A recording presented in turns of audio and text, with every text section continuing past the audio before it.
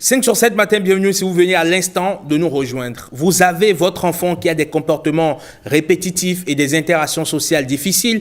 C'est peut-être un début d'autisme. C'est une pathologie qui affecte le fonctionnement du cerveau, le système immunitaire, mais aussi le fonctionnement biologique. Quelles sont les origines de cette maladie? Comment faire face à un enfant que l'on ne comprend toujours pas? Quelle prise en charge pour ces enfants?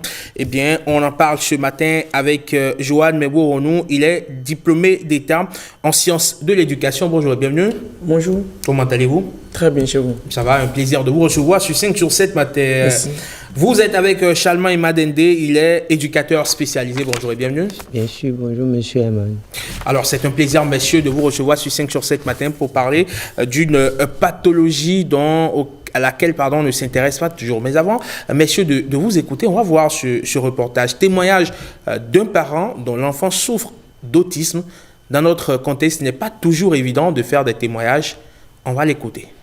Ça a été une longue histoire. Je n'ai pas tout de suite appris qu'il était autiste. Mon fils, il a eu du mal à s'asseoir, il a eu du mal à marcher.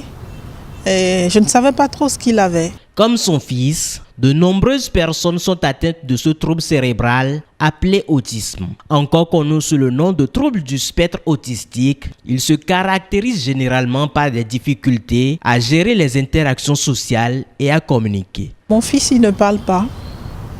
Mon fils, il n'est jamais allé à l'école parce qu'aucune école n'a pu l'accepter jusqu'à aujourd'hui à part la chrysalide.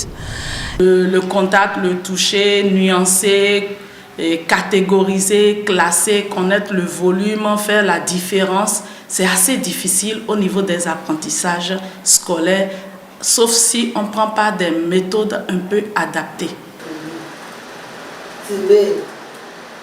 Jouer. Ah, tu es en train de jouer. Ah d'accord, jouer, ça c'est bien.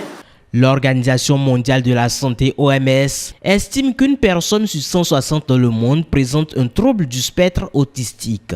Ces personnes subissent souvent une marginalisation, souvent liée aux stéréotypes des sociétés dans lesquelles elles vivent. Mon conseil, c'est déjà de les prendre pour les êtres humains qu'ils sont. Apprendre à connaître son enfant, retrouver ce qui l'intéresse, ce qui l'épanouit, ce qui pourrait lui permettre d'être le plus autonome possible en mettant en place des méthodes éducatives qui puissent l'accompagner tout au long de sa vie. Lorsque vous sentez que votre enfant est rejeté quelque part, montrez-lui l'amour, montrez-lui juste que vous êtes fiers de lui. Sortez avec vos enfants, sortez, ne les cachez pas dans les arrière-cours, ça ne sert à rien. Ces dernières années, des efforts considérables ont été faits en matière de sensibilisation et d'acceptation de l'autisme. C'est donc un reportage de Brice Ménani. Alors, Johan, l'autisme, est-ce que c'est une pathologie génétique? Oui, l'autisme, normalement, c'est...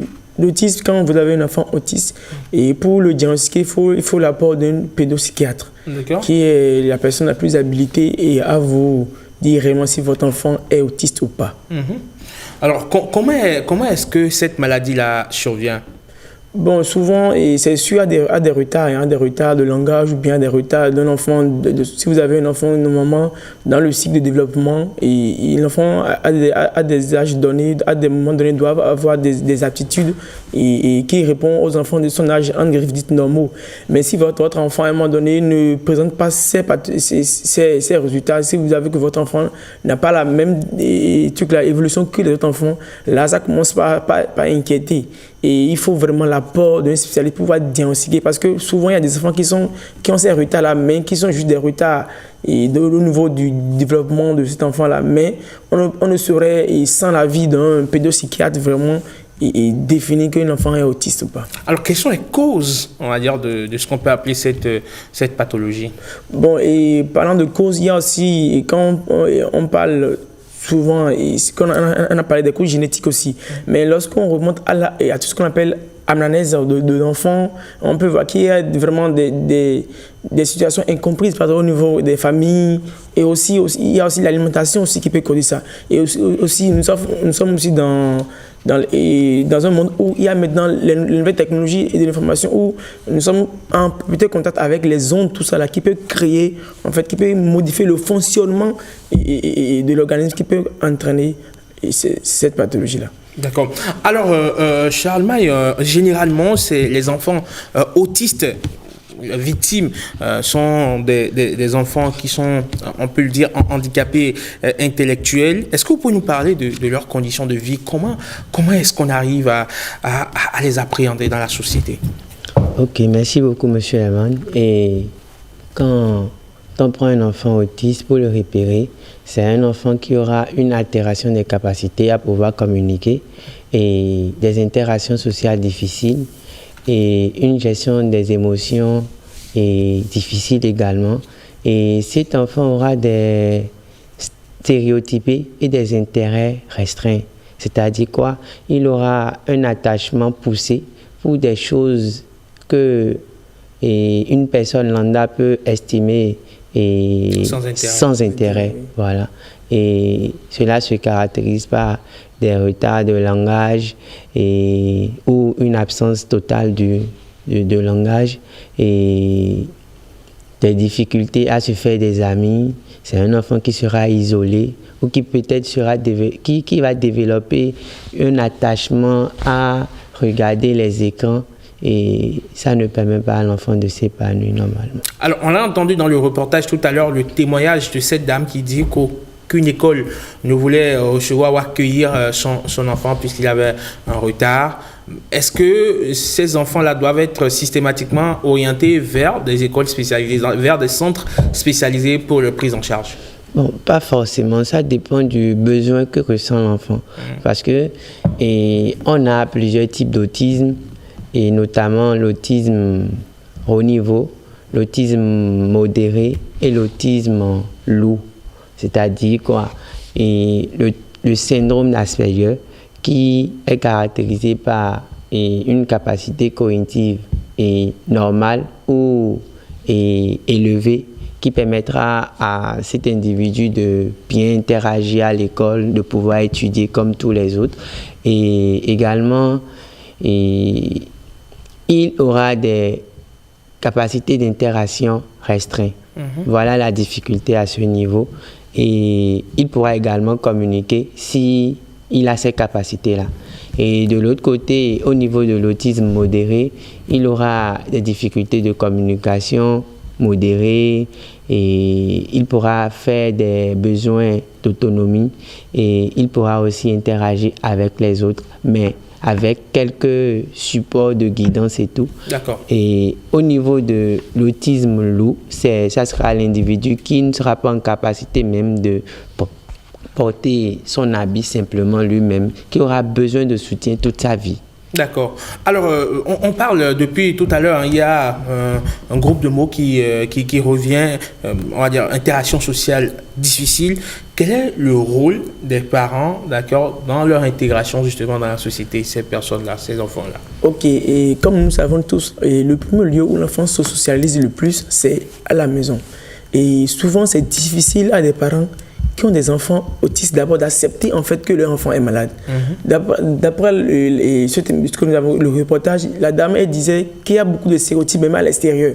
Et souvent ces enfants-là, lorsque ces enfants-là sont acceptés d'abord à la maison, pas amour, parce qu'il faudrait que les parents leur manifestent de l'amour et de l'intérêt pour leur dire nous sommes présents pour toi, nous sommes là pour t'aider à t'en sortir. Lorsque cet amour-là associé aussi à l'aide de professionnels qualifiés dans le domaine, cet enfant-là, c'est vrai, l'autisme, on ne s'en guérit pas. Mais on peut trouver des moyens pour que la personne puisse s'adapter à son environnement et évoluer correctement. Donc, il faudrait que les parents acceptent d'abord et nous aident en tant que professionnels à mieux, parce que lorsque nous faisons l'accompagnement, nous ne sommes pas là avec les enfants tout au long de leur vie, mais les parents aussi doivent aller à notre école et comprendre au moins ce qu'il faut, l'essentiel qu'il faut pour nous accompagner dans notre travail. D'accord, et c'est justement votre rôle, accompagner ce type d'enfants à besoins spécifiques. Charles Maille, comment est-ce que la prise en charge de ces enfants-là se fait à votre niveau. Est-ce que vous pouvez nous parler de votre rôle dans le suivi des enfants autistes? Ok, bon. Lorsque on envoie un enfant autiste vers moi, je dois prendre le soin d'évaluer ses besoins, c'est-à-dire de repérer ses forces et faiblesses afin de pouvoir savoir sur les stratégies et les moyens à mettre en place pour l'accompagner. Et après l'évaluation, s'il y a besoin que d'autres professionnels interviennent, je dois également référer. Maintenant, après cette évaluation, en collaboration avec les parents, parce que les parents doivent également donner leur attente par rapport à la situation de l'enfant. Et à la suite de cela, on produit un projet éducatif adapté, individualisé à cet enfant-là. Et après ça, on fait la mise en place du projet, on fait le suivi, on fait le soutien à la parentalité. Parce que, comme il l'a dit, on passe peu de temps en tant que professionnel avec l'enfant. Donc les parents doivent instaurer une routine afin de pouvoir implémenter tout ce qu'on fait avec l'enfant. D'accord. Est-ce qu'on en guérit? Non. Est-ce que sur la durée, l'enfant finit par, on va dire l'enfant devenu plus tard adulte finit par s'autonomiser? Oui, l'enfant va s'autonomiser dès que l'enfant a été détecté de façon très précoce et qu'il y a une prise en charge vraiment très, très rapide par rapport. Souvent, le problème que nous avons aussi dans notre travail, c'est que les parents, d'abord, que je disais, qui n'acceptent pas l'enfant et attendent jusqu'à peut-être 10 ou 8 ans avant de commencer par référer l'enfant vers nous, qui en griffe, qui est déjà un peu tard. Parce que c'est vrai, nous allons faire le travail, mais cet enfant-là ne parvient pas à être vraiment autonome. Mais si c'est détecté de façon précoce et que la prise en charge est rapide, la personne ne s'en guérit pas, mais il s'adapte et fait normalement continue. Même il y a même le terme d'handicap invisible aussi qui se passe où c'est peut-être après, suite à des émotions un peu qui va un peu au-delà de leur capacité de se retenir, qu'on sent que vraiment cette personne-là a telle pathologie. D'accord. Alors le 2 avril prochain, c'est la journée mondiale de l'autisme, mais avant ça, le 22 mars prochain, vous avez une séance de sensibilisation gratuite. Est-ce que vous pouvez nous parler de ça? Oui, et cette séance-là sera comme le 22 au niveau de la salle, d'une des salles de conférence de la Bourse du Travail de 9h à 15h. Et d'abord, l'objectif de cette journée, c'est ce qu'on disait à travers le portail, c'est d'abord informer les parents sur l'autisme et surtout les troubles neuroniques là. Et aussi maintenant, il y aura beaucoup de professionnels et nous allons d'abord déconstruire aussi ces préjugés socio-culturels de notre environnement où quand vous avez tellement un enfant qui ne répond pas vraiment et comme les autres enfants, on pense que d'abord cet enfant-là peut-être a été les réalités socio-culturelles où on parle un enfant sorcier ou bien un enfant, bon, on allie tout ça à la culture et donc nous allons dire oui, c'est vraiment, nous avons notre culture mais c'est les choses qui se passent et qui est normal et il faut déconstruire cette réflexion vraiment qui nous empêche aussi nous-mêmes de travailler puisque moi j'ai reçu un cas où la maman n'avait pas accepté fermer l'enfant dans la chambre et prier à longueur de journée, pensant que qu'il y aurait une aide divine qui pourrait guérir, mais oubliant aussi que l'aide divine peut être aussi l'apport des spécialistes pour guérir son enfant. Du coup, et après ça aussi, il y aura des panels. Et nous voulons aussi explorer aussi d'autres méthodes, d'autres techniques de prise en charge de l'autisme qui n'est pas peut-être encore au Bénin. Et rappelons aussi que à travers le gouvernement a mis en place dans les écoles actuellement, c'est vrai que nous sommes à une phase, le gouvernement a une phase pilote où il y a des responsabilités comme M. Chalmin qui travaille avec des enfants autistes dans ces écoles-là. Mais c'est pour vraiment communiquer avec les parents autour d'un groupe professionnel, comprendre mieux et faire des réflexions et pousser sur cette pathologie-là au Bénin. Très bien. Ça se passe donc le 22 mars prochain du côté de la Bourse du Travail. Allez-y pour en savoir un peu plus sur l'autisme et sur les moyens, les mécanismes de prise en charge qui s'offrent à vous. Aujourd'hui, votre enfant autiste est autiste. Ce n'est pas une fatalité. Il peut toujours continuer par vivre dans une société qui ne comprend pas toujours, on va dire, les retards de croissance, mais on peut toujours l'assister pour qu'il puisse trouver sa place. Merci beaucoup à vous, Joanne Mewo-Renou. Vous êtes donc diplômé d'État en sciences de l'éducation. Merci également à Chalma Imadende, éducateur spécialisé. On rappelle la date, une fois encore, c'est samedi 22 mars prochain à la Bourse du Travail pour cette journée de sensibilisation à l'autisme. Messieurs, vous passez une excellente journée du mardi et à très bientôt. Vous nous revenez quand vous voulez. Merci.